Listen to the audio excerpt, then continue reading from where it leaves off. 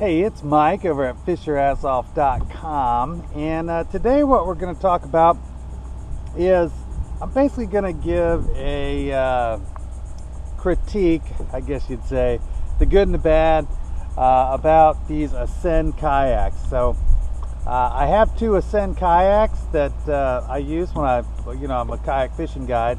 So my clients use them, when we go out looking for tarpon and snook, redfish, what have you.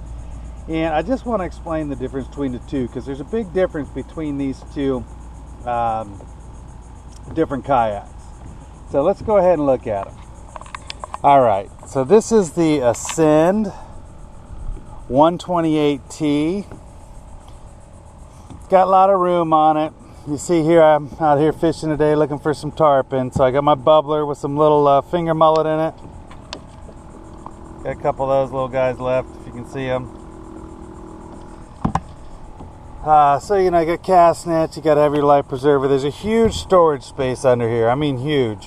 And that's the big difference between this one and my smaller one that I use most of the time. The other one is an FS128T. So here's the front of it. These are real comfortable seats too, and they're higher than the 12T. So you're set up very high. Still very stable boat, but you'll probably notice that it's a little higher than the FS12T. So I guess it's 8 inches longer, is why it's 128 instead of just 12. So when you look inside here, here's the only difference that I can really tell, except for about the extra foot that you have, is storage space. So the FS12T really doesn't have all this space. Here's my tackle box, right? Here's a dry bag with some dry clothes in case it rains. It looks like it's gonna. Rain poncho, cutting board. Anyways, there's tons of room in there. I could fit twice as much stuff as I just pulled out of there. And that's one of the main differences between this boat and the smaller boat that I use for my when I'm doing kayak fishing charters.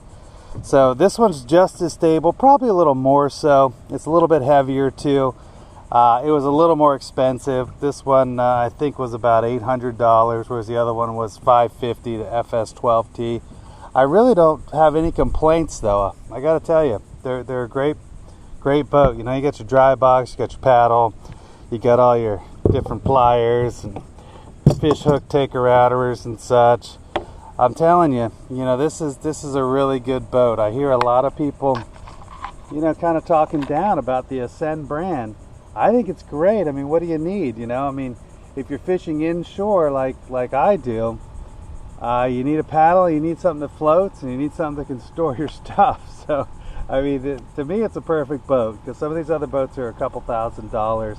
Now, granted, if you're fishing offshore, you're going to need some sort of pedal power, most likely, so you can be out there trolling and everything else you got to do. But that's when you're out there fishing for wahoo and kingfish and dolphin, sailfish, whatever. So, sure, probably need a more narrow boat, a little less stable, a little faster, and some pedal power. But I'm telling you right now, if you're just fishing the intercoastal, you want redfish, snook, tarpon, trout, whatever, this is a great entry-level boat. A great entry-level boat. I mean, I use it. I've got no complaints. The things are tough. They're stable. You can stand up right here. It's even got the padded foot pads for you and throw a cast net. So, just wanted to give a little critique on these things. I heard a lot of people dogging this Ascend brand out. They're great. I'm a kayak fishing guide. I use it all the time. What do you need? Floats, catches fish, got storage space. So anyways, that's my critique of the FS128T. Till next time, we'll see you then.